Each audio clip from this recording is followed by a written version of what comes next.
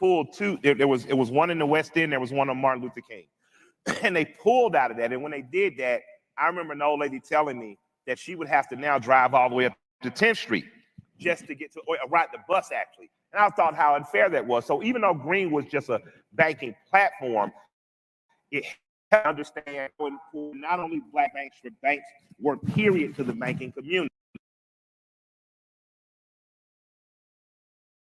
Now, if you guys don't know about Greenwood, please Google it. It's an amazing bank. Just raised 45 million. It's a banking platform. I think it's going to help, but it's not the final spear in the war.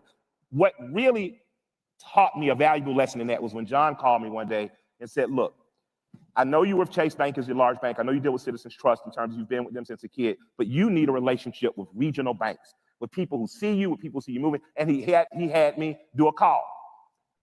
When I did the call, well, after he cursed me out about being late, when I did the call, I understood how important that one-on-one relationship was, because 8 months later, I had bought a building in East Point.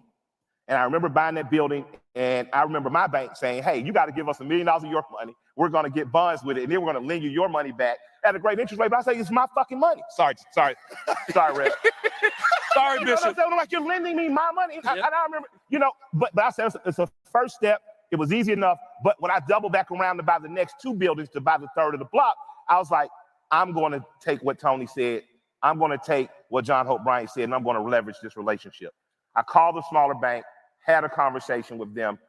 The money came at an even better rate, at an even faster time. I now have a 30,000 square foot space that we're developing down in East Point for something really cool. But I only knew that because I was mentored in that. I only knew that because someone asked me, what the fuck is wrong with you? So I had to start looking at things differently. And I am lucky in that I learned this lesson. Now imagine if, like Tony's passion is, if we're teaching this lesson K through 12. Imagine if, like John taught me, we're teaching our kids early how to develop relationships with smaller local and regional banks. And I think on the other side of that, the more education we pour into the younger kids in the process, the more younger entrepreneurs that get this education, I think the better. So it's not an impossibility, and it's something that can be leveraged, but it only happens when we plot, plan, strategize, organize, and mobilize. And I say that because when I say that, people tend to think I'm talking about some type of social thing. And no, my grandmother said the Collier Heights, the community I grew up in, if you're from Atlanta, was developed by Black people in the 40s for Black people. My grandmother said when you would get on your plot, the bank would be there, the real estate agent would be there, and the closing attorney would be there, because they had already plotted out how to get people to the table. And I think that if we think organizationally that way about money, that we begin to create an effective prototype in Atlanta that can spread to Jacksonville, Birmingham, Memphis, Tampa, Charlotte, and the tip of the spear can be Black people. That's right. That's it. Now, for sure. Mike and I share experience. We are partners in a business called Banking Seafood. Yep. We bought the business and the building and found out that we had to do renovations to the building in order to open the business. Yep. And in order to do that, we had an architect to come in and show us where all our structures needed to be reinforced and so on and so forth. Long story short, $2.1 million construction, right? And so we had to go out and we had to find funding for that.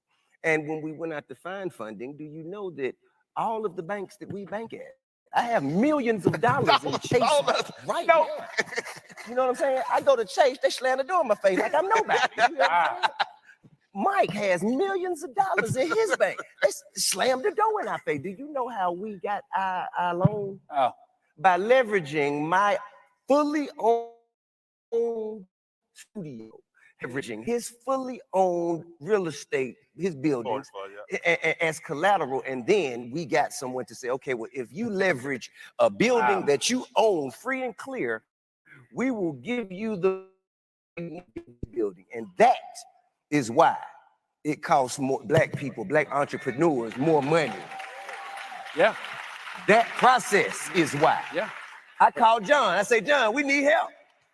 John, because I am see exactly what I see what I can do. I see what I can do. We probably about 2 weeks. Call back, hey man, ain't shit I can do.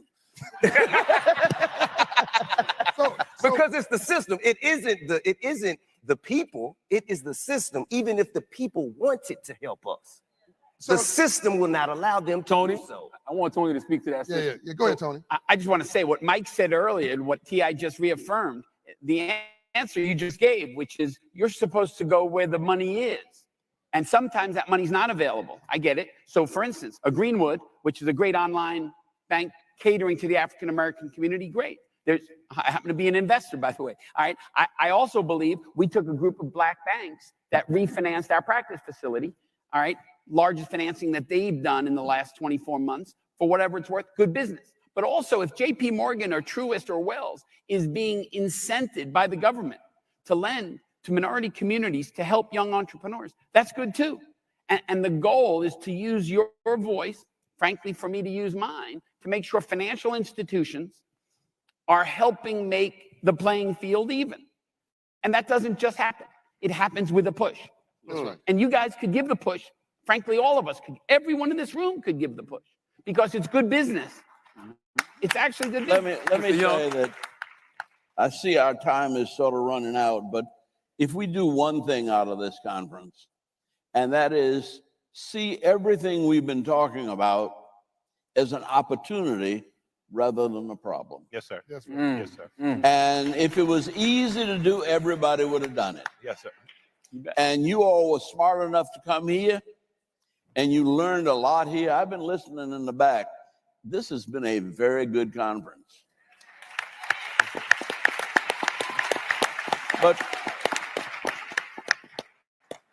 who was it that used to talk about an attitude adjustment? Attitude adjustment? An attitude adjustment.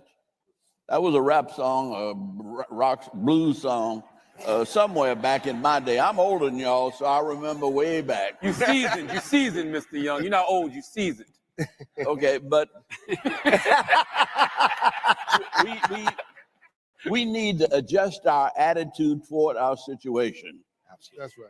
Yeah. We're in the best place in the whole planet, right here in this room. Yes, sir. This wasn't here when I moved to Atlanta. Cool. Martin Luther King had his last board meeting in this hotel before he left for Memphis. Wow.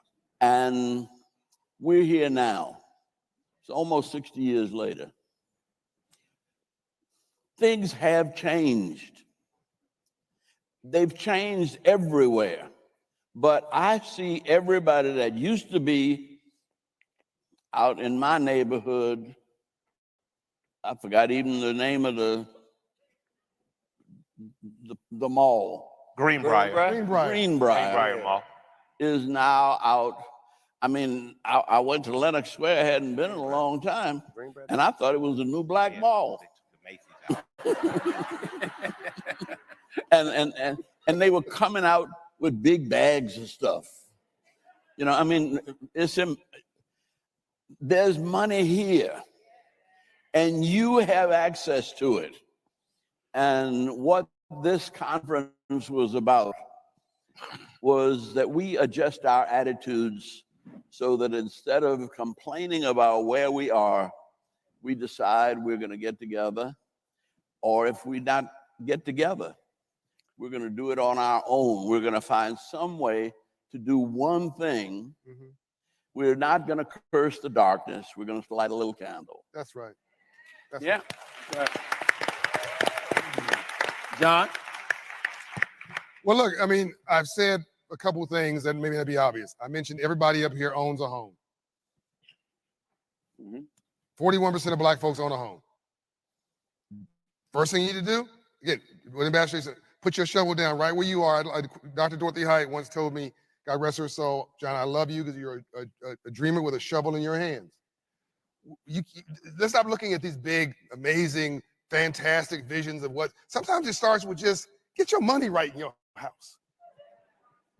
Like, if the most expensive assets you have is on your ass, you got a problem. Oh, shit. If you live in an apartment building and you got a Range Rover outside, the payment on your Range Rover is more than the payment on your apartment, you got a problem. If you renting and you really should be owning, you got a problem. That's right. I mean, the number one way you build wealth in America is home ownership. It's not complicated. Nope. So buy a home. Stop all this rhetoric about, oh, I don't own the home, the bank does. If you don't pay, in fact, if I give you a loan and you don't pay me, I'm gonna own your home. If Tip gives you a loan for your home and you don't pay, he's going, let's stop all this. I'm not rhetoric. gonna give you no loan, so You don't ain't call getting me. So I think, so number one, let's keep this simple. Like, we need a budget. That's right. We need a budget. We need to get our credit straight. Like, our credit's toe up from the flow up. We got to start asking important questions. You can't just have relationships of stuff that makes you smile. Like, yeah, Tip, everything Tip said was right. But what he missed out, what he left out was, Tip, you know your producer, you know your writers, you know people who he told me all kind of terms about licensing rights, and because Quincy Jones says if you're in the music business, you don't own publishing rights, licensing rights, you're just a temporary performer. You're not in the music business. Tip schooled me in all this stuff. He knows all this stuff, Tip, who's your banker? I don't know. Who's the CEO of the bank? I don't know. When's the last time you talked to your banker? I can't remember. I'm not talking about the branch manager. I'm talking about at your level, the bank CEO, the CFO, your private banker. I'm saying, so with all due respect, Tip wasn't doing the relationship nurturing work. I mean, they want his autograph. They buy his music, but they're not gonna give you a credit decision unless they trust you. So we gotta start building relationships and nurturing those relationships in the banking and finance sector, so that when you put those seeds down, they bear fruit, not just when you want it. Everything you're saying is true. Okay, go ahead. But However, I didn't need none of the relationship for them to accept my millions of dollars and play the market with it. You see what I'm saying? you know, well, you're being philosophical, but that's not the way the world works. I'm just saying. They're gonna do that whether you like it or not. Whether you participate or not, Tony Ressler has taught. Every time I think I understand money, I go talk to him, I get a whole nother lesson. Here's what I've learned, Tip. God gave me 2 ears and 1 mouth, so I listen twice as much as I talk. Right. I go to him and I shut up and listen.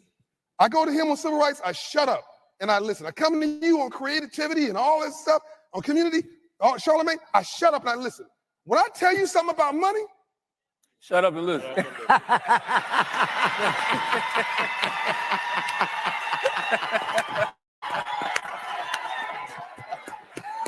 Hey, that's why I've never seen. that's why mentorship is important. That's why mentorship is so important. Love and respect. And the beauty about John and Tony and Mr. Young, they're willing to share the information, man, as well as Mike and as well as Tip, man. Thank y'all very much. Thank you, everybody. Y'all have a great day. Just a minute. I appreciate it. Oh, sir. hold on.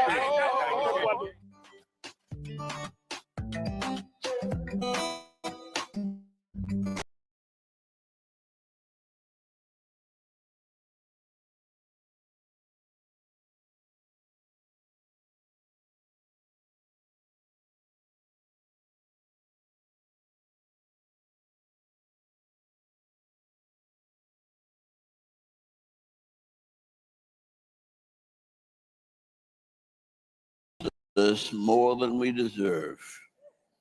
Just by the fact that you brought us together and you brought all of these resources and laid them at our feet. Open our hearts, our minds, develop our muscles, and most of all, give us faith in you who created us, that we might do your will and not only build houses, but build your kingdom in this community. In the name of our Lord and Savior, and in the name of all of those whom we worship, respect, and gain our inspiration. Amen. Thank you, thank you, thank you, gentlemen. That is a wrap for the 2022 Global Forum Annual. I mean, what 3 days this has been. Thank you all for being a part of this, for watching wherever you are watching, and let's have a process. Hey Tiff, yeah, they the hearing was postponed, canceled, or pushed all the way to January 18th. It was pushed all the way to January 18th. I did say I was going to come back, but let me go ahead and get myself together, and I will come back. But I just wanted to share that with you guys because you know there was a what's the name put out recently in regarding to Charlemagne being the lawsuit being put out on Charlemagne, supposedly supposed to be going to the Southern District of New York. So I just wanted to show you where Charlemagne was. I was supposed to be down there, but remember, I decided to stay up here because I got what I wanted. I mean, I could have went down there and hung out with them, but nah, I'm here. But Trissy, yeah.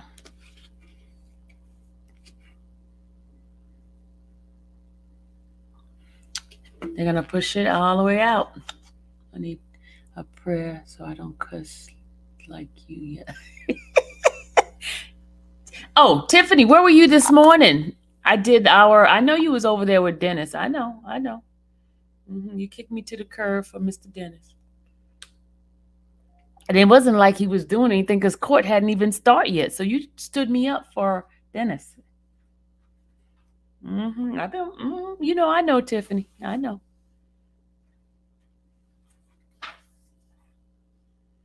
All right, good people. Let me get off this live, go take care of my business.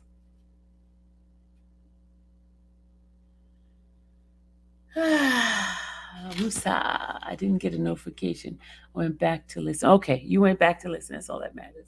Hey, for some strange reason, the notifications are not going out, and I think they're just trying to bamboozle me. Hey, Shannon. Hey, Rosie Grand. Hey, Kimberly. Thank you, Kimberly, for putting it up here. Hey, Miss Lady Coltrane. Hello. Y'all. Didn't get the notification. Hey. You don't know I was on. I know these people playing with me. I don't get, see, there's only 14 people in here. Y'all, let me tell y'all something. Don't believe everything that you hear out there, y'all. Let me tell you that, okay? Don't believe everything you hear out there. I have my thoughts. I have my feelings. YouTube, I need you also be affirmation notification. We're living in different time. Tiffany. Don't believe everything you hear, okay? Don't believe everything you hear. Listen, watch, and don't say nothing. Listen, watch, and don't say nothing.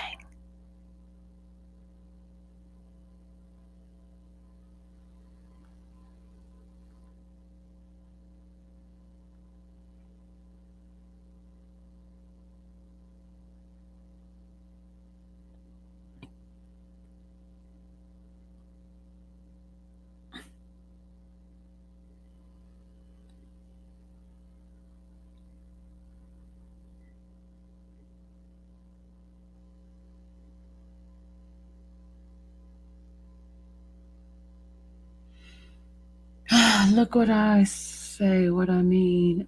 I'm very direct. Leave her alone. I need them. Tell them. Yeah, leave me alone. Because these people want to mess with me. All right. I'm about to get off because I've been trying to get out this house for the longest. Ronald's keep like checking on me, and I have not gotten out this house. I've been getting dressed all morning and still have not gotten my butt out this house. And this is not good. I got to get out the house because I got to go to work. Y'all hear me? I have to go to work. Work, work, work, work, work. I have to do that. You know that, right? Not rich like y'all. All y'all rich folks up in here. I'm a working black woman. So get in the car and give me R. Kelly update next. She's so freaking demanding. She's so demanding. Wow. You ordered your food an hour ago? What'd you order? All right, y'all. All right, let me get ready to get my butt inside the car. I really don't want to go out. I want to lay in the bed and sleep and relax.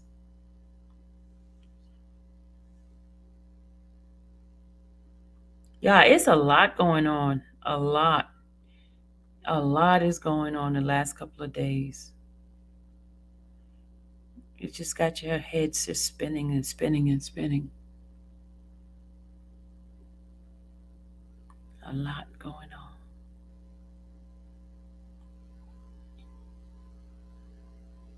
A lot is going on. All right, I'll see you guys in a few. I'm going to go get myself together so I get out this house. Got to start my car and all that. Let it warm up. Peace out. Make up your mind. Are you going to work or take a nap? I'm going to go work. I have to go to work. I want to take a nap, but chitlin sandwich and fries. You're nasty. Did you just see what he said? Chitlin sandwich and fries. Oh my God. Bye. He got me off the live now. Bye, y'all. That's nasty. Oof. Ugh.